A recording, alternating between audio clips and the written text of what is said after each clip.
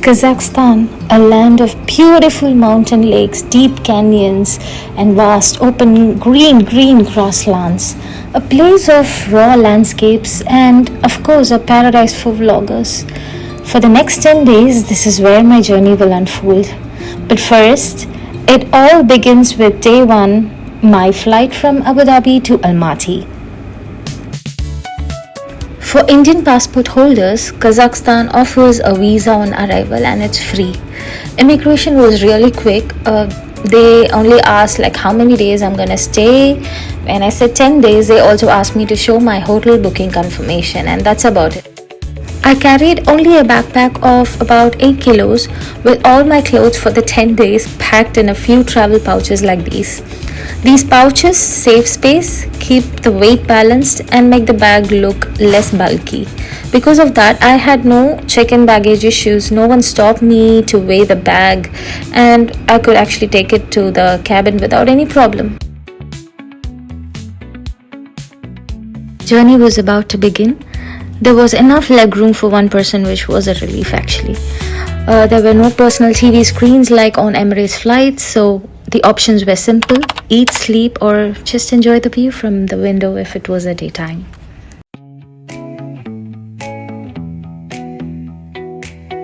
Air Arabia flight took off on time at 9:35 a.m. Food wasn't included in my ticket, so if you're hungry, you can buy from the in-flight menu. The prices aren't cheap, but for a flight food, I think they are fair. Just enough to fill your stomach and keep you going until you land, because you never know what you'll face once you arrive in the airport, like Arrival Airport in Almaty. I paid in AED, but they also accept dollars and cards and any other currency, I believe. The menu is simple: hot and cold, sandwiches, biryanis, breakfast combos, all color-coded for easy selection. As I approached Almaty, the landscape outside the window slowly began to change.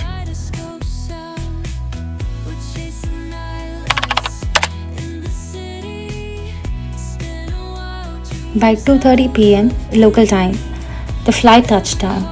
As the plane rolled towards the gate, and when I saw this Almaty Airport for the first time, I felt this mix of excitement and a quiet happiness within me.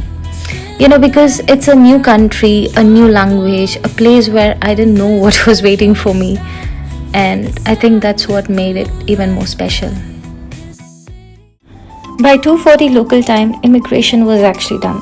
It's a very small airport and there wasn't much crowd in the immigration counter.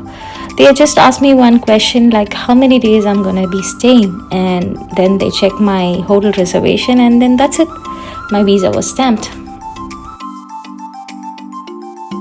The airport is quite small, and right after immigration there was a small open kiosk near the exit giving out some free SIM cards, but the SIM is absolutely useless unless you recharge it.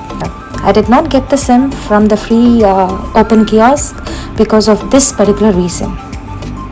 Get your free tourist pass, which includes a local SIM card, an online transport card, and useful city materials. In one of their Instagram reels, they advertised a tourist welcome kit, a free SIM card, an Onai card, and a tourist guide map on arrival. This was my first disappointment. They did speak in English, but at first they acted like as if they were completely unaware of it. Then they told me that they had no stock. But I've also seen similar comments from other tourists online saying that they always say there's no stock. Anyways, the staff at the counter were still helpful. They guided me on where I could purchase an One card, and they gave me basic directions. That's it. So next I went to the exchange counter. There are also dedicated SIM card counters, money exchange booths, and a tourist information center right in the same area. I decided to exchange a small amount, $100, into the local currency tenge.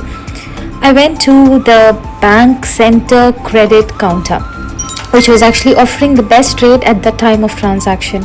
So for $100, I received 54,000 tenge.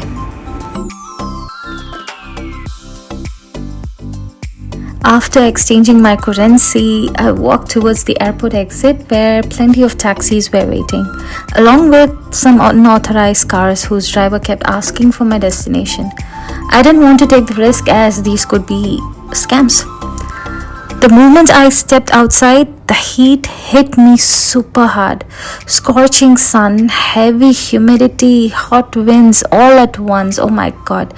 I tried to get an ONE card from one of the yellow kiosk machine, but the screen wasn't visible because of the glare and everything was in Russian. Standing there under the sun with my 8 kg backpack was completely unbearable. So I went back to a smoking area which was covered and I sat there trying to figure out what to do next.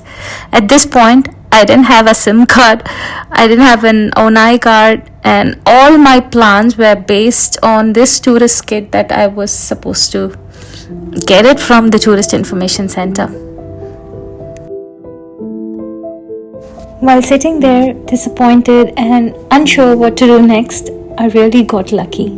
I saw an Indian walking by and I rushed to him and I started a conversation. Fortunately, he was heading towards Uzbekistan and he offered me a ride to Charyn bus stop. I honestly don't even know his name, but if he ever sees this video, I just want to say a big thank you. I don't know what I would have done if he hadn't helped me at that moment. So by around 4:30 p.m., considering the traffic and signals, he dropped me at Charyn bus stop, and from there things became a little easier for me. I could actually find some food spots, shops, and most importantly, a SIM card. So after checking multiple stores, I got a Beeline SIM for 4,999 tenge, which is like approximately $10. Here's something every tourist should know about the SIM cards in Kazakhstan. When I bought my Beeline SIM, the shop tried to register my device's IMEI using my passport, but it didn't fully go through, and that's why my outgoing calls never worked. This step is required by the law for foreigners using local SIMs. So if you skip it, maybe your internet, SMS, calls, some of it or all of it might stop working, and they have given a deadline in which you need to register the IMEI before the deadline. The plan I got was Mega 3,999 plus 1,000 tenge for the SIM card, so a total of 4,999 tenge. It gave me about 6 GB of a regular data, extra bonus data for the apps, some local call minutes and 50 SMS. The data worked absolutely fine and I could receive calls, but outgoing calls stayed blocked because I didn't register my IMEI. In my case, I didn't mind much because I just needed the internet for the WhatsApp calls and translations and also for my booking taxi or seeing the location. That's it. It was too hot to spend more time outside, so I just got the SIM, activated the data and booked the Yandex taxi straight to my hostel. So my first day in Almaty was super messy, hot and unexpected, but that's part of the travel.